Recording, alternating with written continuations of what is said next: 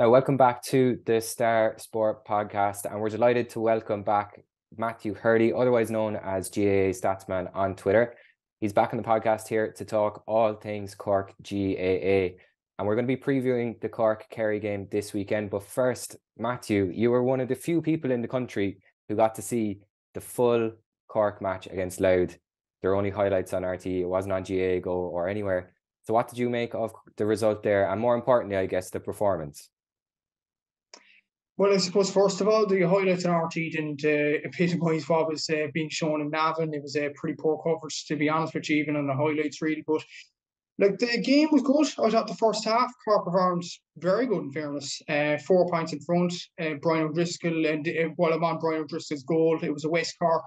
Band back together, creating the goal. Brian Hurley turning the ball over, passing it to Rory Dean, and then Brian O'Driscoll to finish to the back of the net. So West Cork played its part for the crucial goal in the first half. I suppose then the second half, Cork kind of lost a bit of composure. Lowe got a goal. It was a pretty tense finale, but in fairness to John Cleary's men, like the Clare game, they finished it off brilliantly, and they got the win in the end, and that's all that matters. Look, the result was the only thing that mattered for them, and they got it in the end. And it was a good enough performance. I thought midfield, Cork were very good. Defensively, decent enough as well. There's a lot to build on, but at the same time, very good performance. And now we're going to the Kerry game under no pressure, really. Yeah, I was going to ask you that, actually, because the game against Louth, everyone was calling that a knockout game in all but name. So with the pressure off against Kerry, do you think that will give Cork a little bit of impetus to go and potentially get a result at the weekend? Well, the key thing is to battle with Kerry midfield, because I think Kerry's midfield is actually weak enough, and Cork's midfield with Rory Dean joining, Colin McCallum and Ian Maguire is very good. And we can beat Kerry in that department. But the key thing is for Cork, they need to put pressure on Kerry early on in the game. I think goal getting is going to be very hard here, because Kerry's goalkeeper is very, very good in Shane Ryan. We do have Brian Hurley back. He scored 8 points the last day, and was one of the nominees for Player of the Week as well, which was a massive achievement from the Castlehaven man. But it's crucial we have him back. It's crucial we have Stephen Sherlock on the bench as well. Chris Oak-Jones performed well enough the other day. So I think Cork can test Kerry, and Kerry will be going to the game thinking, they'll be nervous after the game against Mayo. They'll be going to the game thinking we have to win this. So Cork have no pressure on them, whereas Kerry have a bit of pressure on them. So it should be an interesting encounter. Historically, you would suggest Kerry would win it, but you never know with Cork and Kerry rivalries. On the day, Cork could turn up and beat them. And let's not forget, Cork fans know out of the hurling last weekend, could even go to the football this weekend, so might create a bit of atmosphere, which could be unsettling for Kerry too. And Kieran, speaking of the Cork and Kerry rivalry, you're writing in this week's Star about the history of the rivalry, where it is at the moment in comparison to where it was. So there's probably few people better placed to judge what success might look like for Cork here against Kerry. So how do we gauge what success looks like? Very few people will be expecting a win, but is anything other than that a failure? The expectation for Cork going into the game is pretty low. Everyone's going to expect a Kerry win because they are All-Ireland champions, and over the last decade or so, Kerry are operating at a different level to where this Cork football team has been. I suppose the decline of the Cork football team is one of the reasons that this Kerry-Cork rivalry, it just isn't what it was. Even go back 20, 30 years ago. Just Cork have obviously relegated from Division 1 back in 2016, haven't got back up there since. So Cork and Kerry meetings are only the championship in the last couple of years.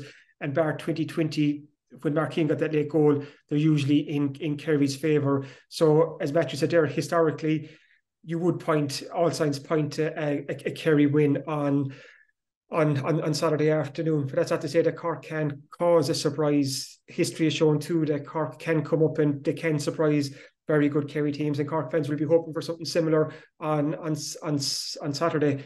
A Cork win would be the dream scenario for all Cork fans, because it would add more pressure to Kerry, send them into their last game against Louth, needing a result to survive in the championship. Whereas if Cork get a win the next day, it puts them in a top of the table clash with Mayo going into the last round. So that is the dream scenario for Cork to beat Kerry. The reality is, and the expectation is that Kerry will win. So then you're looking for, okay, what constitutes success then for Cork if they're not going to win this game? And I think they need to put in a really good performance. They need to build on what Matthew described against Louth there, which is a very solid showing. It wasn't a perfect performance by any stretch. I was talking to John Cleary earlier in the week, and he pinpointed a second half lull where Cork, I think, were 5 or 6 points up, but then suddenly Louth came back and Louth actually went ahead by a point.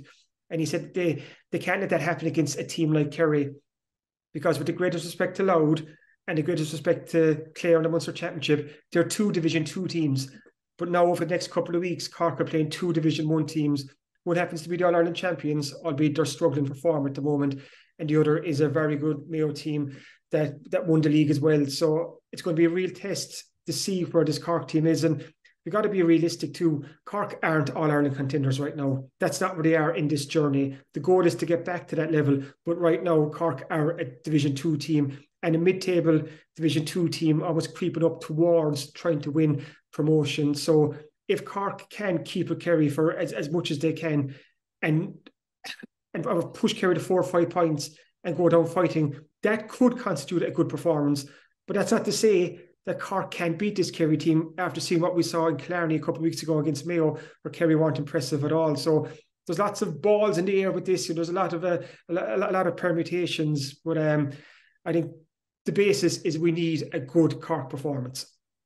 And Matthew, how important will the first half here be? Because like Kieran mentioned there, we can't really afford to let Kerry get ahead too far in this game. And with the game against Louth, like Cork were ahead well, but then kind of slipped back a little bit. So will the first half kind of tell us all we need to know in this game? It's a mix of yes and no, to be honest with you, because the first half in Cork's last 2 games, I couldn't find any balls in the Clare game in particular, and then the Louth game. I thought Cork performed excellently in the first half. The second half will be key. Like, Cork have performed very, very poorly in the second half in the past few games or so, and usually the underdog kind of slips under the radar in the second half. You find last weekend, like, for example, Westmeath were playing Armagh last week, they were very, very good in the first half, and then they slipped under the radar in the second half, and the game completely changed. So the key thing is for Cork is to just stay in the game for as long as they can. If they are within maybe 1 or 2 points with 10 minutes to go, I'd give Cork a right good shout in. But the key thing is for Cork just not to let Kerry build up a lead, not to let David Clifford give him space. Like, in fairness to Mayo, the last day they didn't give him much space, but he was just shooting from ridiculous angles, but that's David Clifford all over. But when you look at Cork's record actually against David Clifford, Cork seems to perform well against him. Like, in the last 3 seasons, Maurice Shanley's been on him, I think Flahoy's been on twice, and Sean Meehan's been on him, and Clifford struggled. So it's the one team that Clifford struggles against. Sean O'Shea's done poor the last few games. Paul Ganey needs to be kept quiet as well. That's the thing for Cork, though. Kerry have a load of good forwards, and we need to keep them all quiet at the same time. But I think the main thing is for Cork to keep within 2 points, maybe with 10 minutes to go, and to push up at the kickouts be massive as well. Because, like, Kerry are the kind of team that will kick short and build up from the back. If Cork can push up on their kickouts, they'll put pressure on their midfield.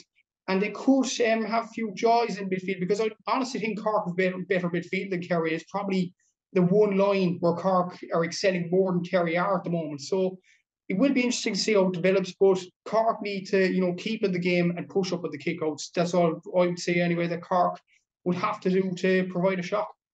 We mentioned Kerry's forwards, Kieran. What impact will Brian Hurley have in this game on the other side? Because he was back against Louth and played really, really well. He was electric against another of the best sides in the country, Dublin, in the league earlier this year. I think the crossbar is still shaking from his shot in the final minutes there. So like Matthew mentioned, if Cork can stay within a couple of points and get the ball in Brian Hurley's hands, is that a route to success? Before I chat about Brian, just to actually pick up on what Matthew was saying there about Cork needing a strong second half performance. I'm just looking here at last year's Munster Championship clash between Cork and Kerry in Páirc Uí Rinn. The game in that famous Páirc Uí Rinn or Her saga. 51 minutes in, Cork were a point up, and Kerry hadn't scored from play. But then look what happened in.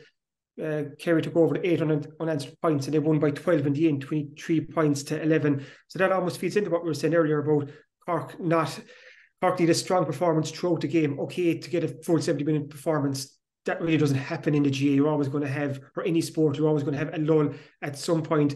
But Cork really took it to Kerry last year for 50 minutes of that game before Kerry took over. So I think Cork just need to take it deeper. If they want to win, they have to take it deeper than that. You can't let this Kerry team get a run in you. And I suppose key to that is the likes of Brian Hurley up the other end, because Brian proved it again on Saturday in Navan. He's the man for the big occasion. Cork really missed him against Clare in that Munster quarterfinals 6 weeks ago, because Brian, he knows where the posts are. He's a goal getter as well. He knows where the back of the net is. 8 points the last day, 6 from frees, 2 from play. And like Matthew said, he was heavily involved in Brian O'Driscoll's goal as well. So having a player like Brian Hurley, who is a genuine match winner, he's genuinely on form, one of the best forwards in the country. So he's going to keep the Kerry defence occupied. And they might have to drop a fella even back in front of him, because if Hurley gets the ball close to goal, he'll have one thing on his mind. Like he'll go for goal if it's on. I know Shane Ryan had a really good game for Kerry against Mayo, made 4 top-class saves. But Brian Hurley is a goal scorer, and he could keep that Kerry defence very busy. And if Cork get their running game going as well, the likes of Rory Dean running through, Powter hopefully will be fit to play. The likes of Brian O'Driscoll, who was impressive the last day. They're all players who can cause this Kerry defence plenty of problems, because Kerry were quite open at times against Mayo. Mayo ran at Kerry and they found the holes and they punched right through them. And Cork have the players to punch holes in this Kerry defence as well. And it's just, can Cork take their scores? Can Cork be clinical enough? Because that's an issue that raised its head sometimes in the league, where Cork just didn't take their chances. They left a lot of chances behind them. We know at the other end, if the likes of David Clifford, Shawnee Shea, Paddy Clifford and so on, Gainey, if they bring their shooting boots, they'll get scores. So Cork just need to take their scores at the other end. And just before we move on, the game is only a week after the Louth game, and Kerry had 2 weeks in between their games. Do you think that'll have any impact on the result or on the performance? Will Cork kind of find it a little bit difficult to keep up with Kerry due to that? I think it's the fact it's coming a week after. It's probably, I know Cork have a couple of injuries. Tommy Walsh and Sean Mean have hamstring injuries, and they're rated very doubtful for the game. And Powter went off after taking a bang to the shoulder, but he should be fit. So ideally, you'd like an extra week in between. But Cleary was telling me that the Cork bus was buzzing on the way home from Navan. They're all relishing the chance to have a pop off Kerry and a pop off Mayo in the next couple of weeks.